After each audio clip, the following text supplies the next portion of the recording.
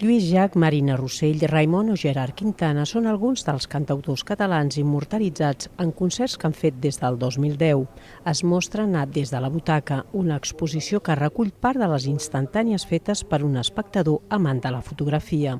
Faig moltes fotografies des del lloc on em toca, doncs, un concert, amb una xerrada, i te'n dones compte que tens moltes fotografies fetes des d'un sol lloc. I vaig dir, ostres, doncs això seria interessant d'ensenyar-ho.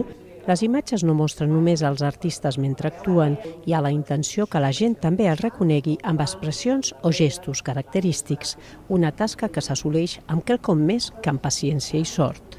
S'aconsegueix amb un teleobjectiu. Llavors, s'aconsegueix també intentant comprar un seient una mica endavant, o bé anant prou d'hora com per poder seure endavant. La mostra recull 23 fotografies de les més de 300 que Jordi Torrell ha fet els darrers 7 anys a cantants, polítics o actors, totes amb la particularitat que s'han obtingut des d'una butaca o cadira d'espectador.